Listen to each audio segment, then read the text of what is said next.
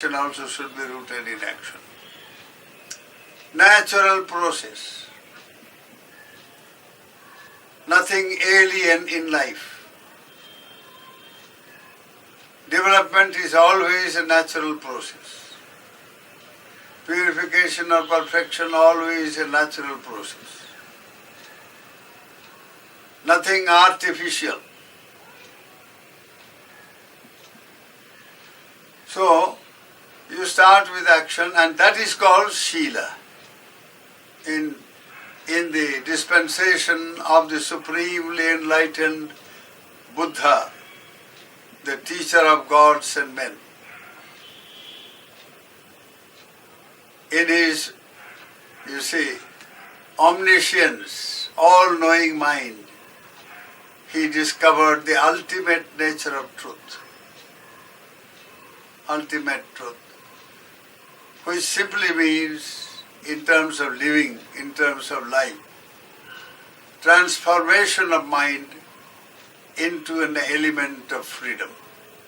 Now the mind is not transformed, it is involved. It is involved in action, involved in the motivating factors of action,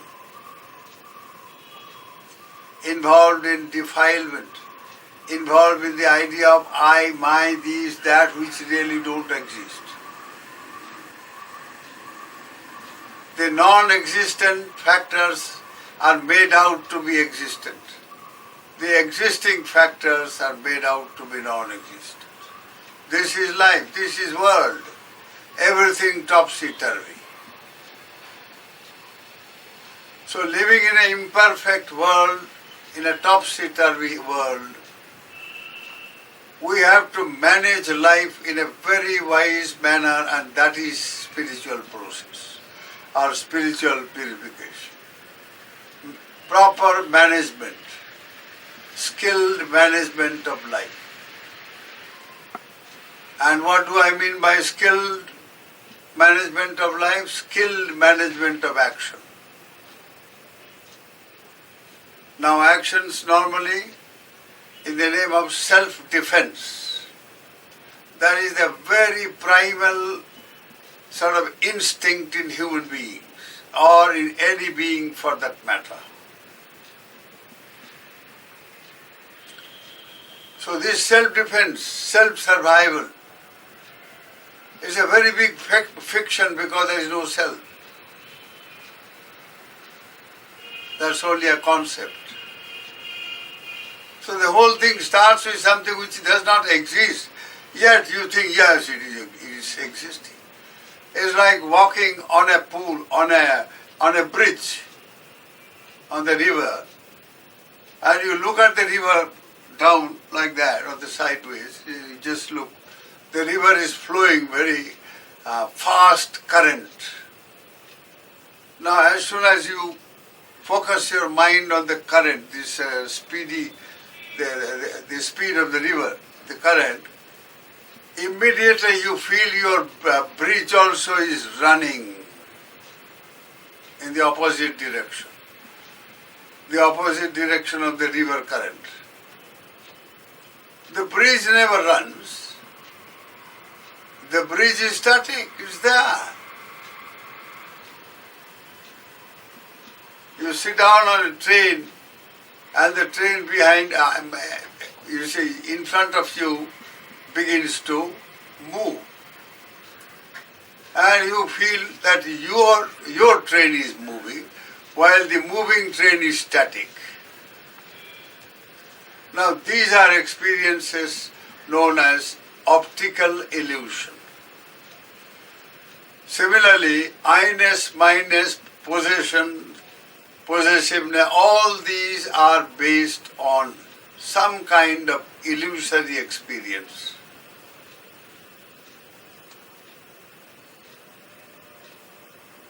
So this, when you confront life in its nakedness, so to say, rawness, this is what life is. So you start your action in such a way that survival business is not necessary at all.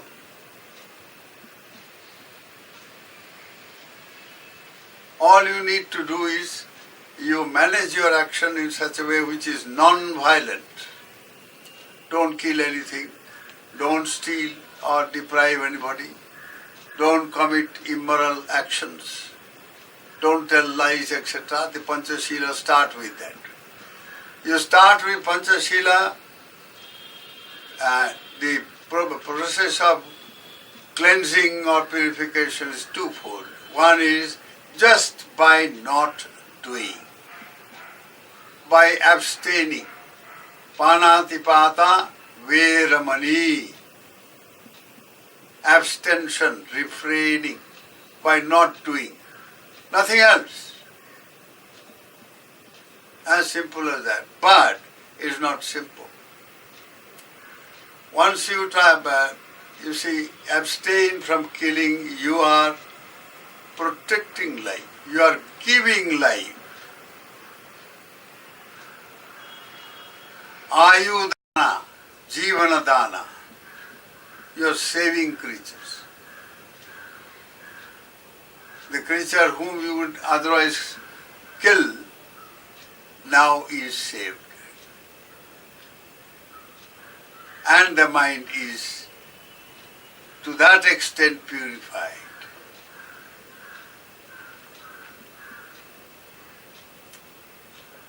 Then you go further, you don't just stop at that.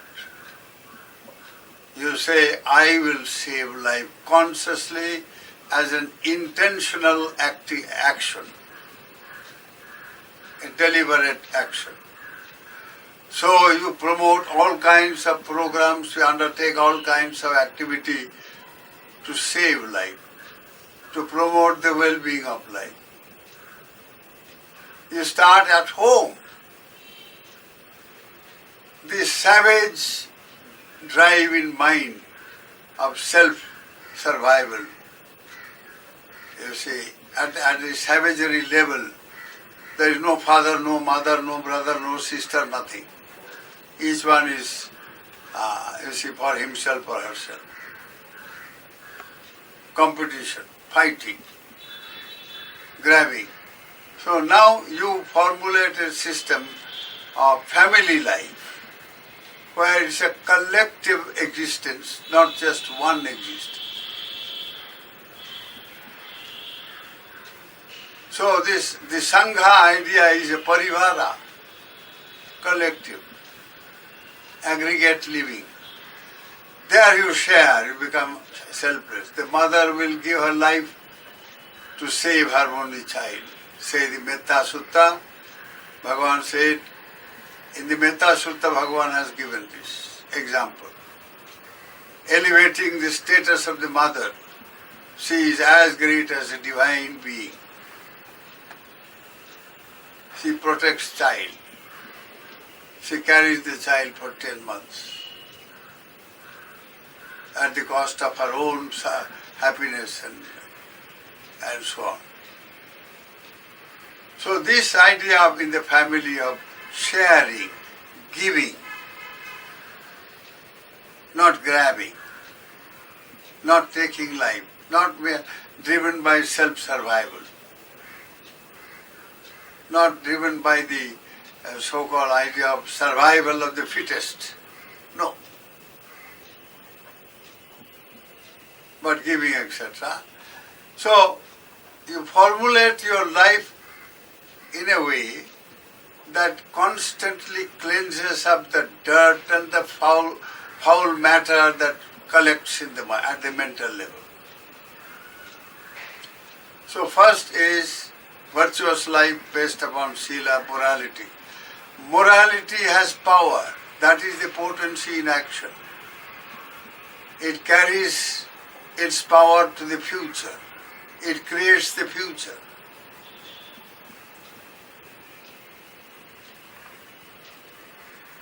You perform an action, you don't immediately experience its result. It's experienced the next life, third life, 20 or 100 life thereafter.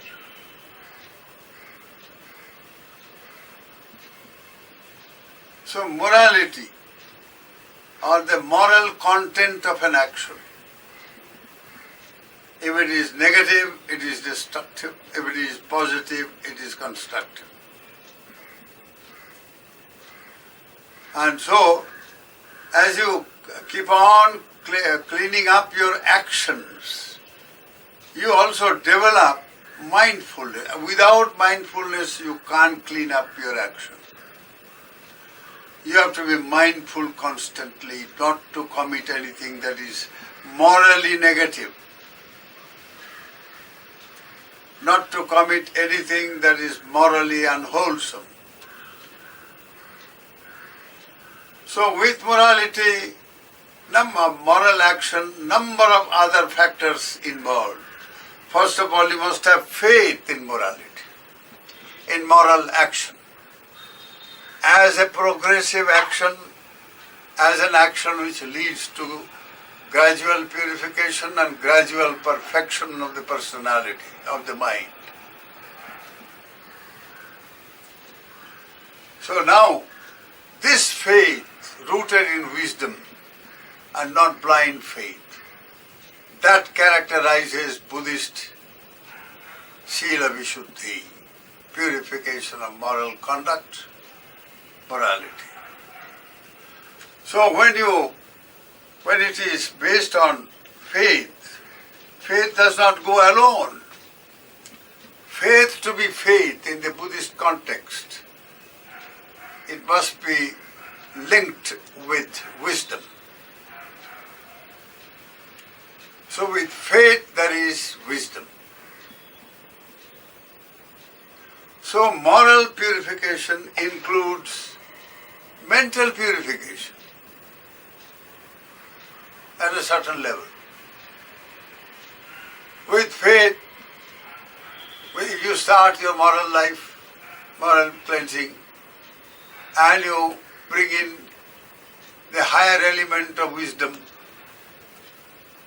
The purpose or function of wisdom is to penetrate into the reality of things. So this faith that you have got in moral practice, in moral life, has to be penetrated and found out why it is to be practiced. Why should one have faith in moral practice? So wisdom does that. So in doing that, wisdom needs other factors to help, like effort.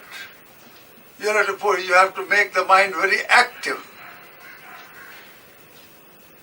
It must have access into all kinds of things, and that means activity, action, and that means effort, self-effort,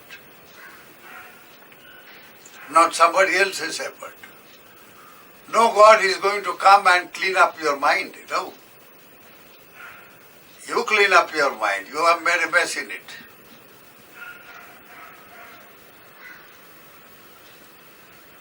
No guru will do that, no God will do that, no religious practice or rites and rituals will do that.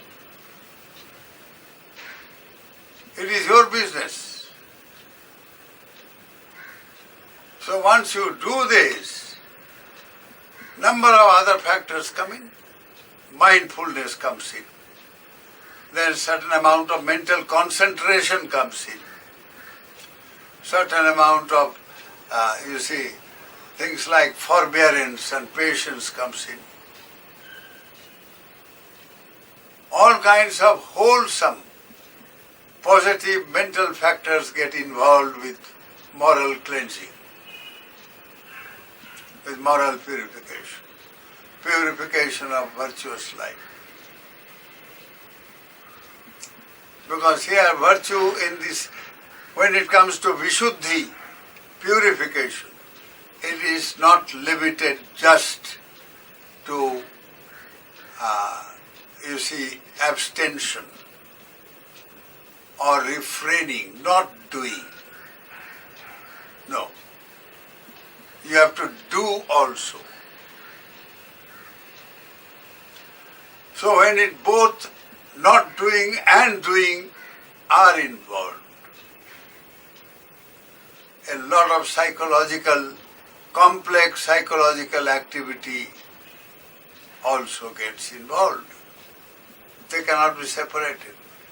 Action and mind can't be separated.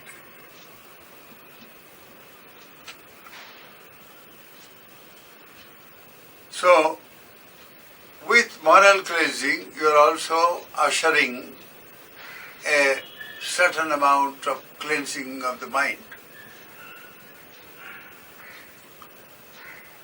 Then, you don't stop at this with faith and wisdom and effort and mindfulness and patience and all kinds of very wholesome mental factors, spiritually wholesome mental factors. Not only that, then you are a person who need to, just to live, you got to have a number of things. You got to have food. If you don't eat, you don't live. And since survival compulsion is so powerful, you got to eat. And in order to eat, you must get a job. You must do some work. You must do some business. You must do cultivation. You must teach. Otherwise, food will not simply come on a platter and stand before you and say, eat up. No. You have to work for it to get. So activities again starts on that, livelihood. So morality involves livelihood. How you earn. You earn your living in an unwholesome way, in an unethical way, immoral way. You can't progress. All the mess up at the governmental level here we hear.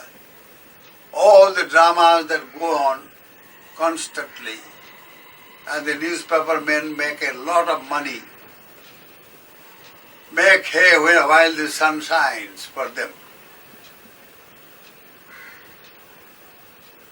So, all this is because of wrong livelihood, wrong moral living, wrong value system.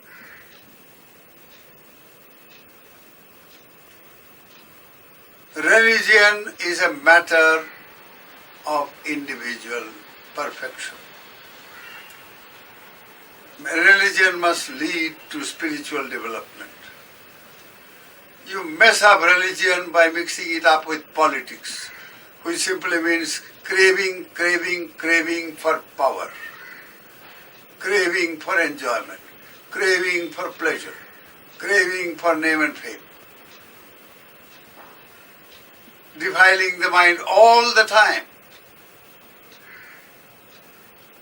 You mix up these two things, which are unmixable, and create all the difficulties to the citizens of the city. All kinds of deprivation and problems and trouble and mental defilement, because they also get involved in this mess. So they cite somebody and they don't cite somebody else. So when you live in this world, this is how you get involved. So management of action in the wise manner simply means management in a very complex way. Not just few rules of moral conduct, but a whole lot of psychological activity sets in. Livelihood sets in. Very important aspect of life. Then, you earn your livelihood, your living in a wholesome way, in a good way, and legally and morally. Now then you got to use many things to live. You have got to have food, you got to have clothes, you got to have a home, you have got to have medications, all kinds of things. So you keep on acquiring things. Whether you need them or whether you are driven by greed, not by considerations of need. Wise people say, have it when you need. Don't have it when you have greed. But how many people listen to them? That's a moot point.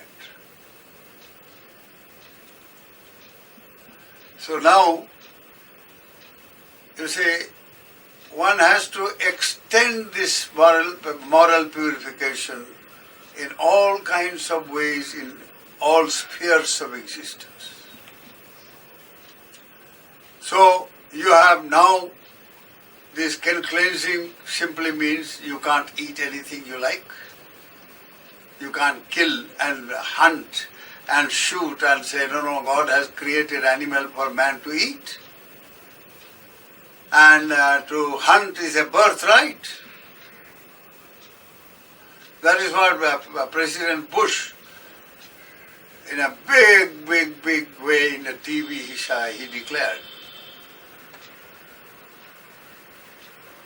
What a wonderful morality. And they are leaders of the world.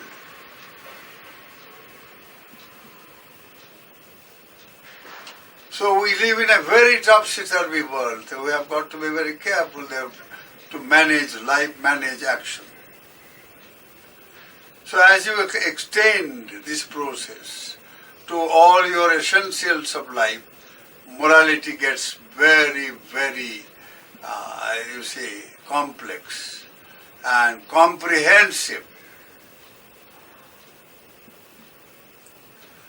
Further, you have relationship with the society. You have to live in a social, in a structure of society, social living, where many things you don't like, but you have to do. You have to comply. Or the country is needy. You live in a bigger society, the country, or a bigger, even still bigger, a whole block.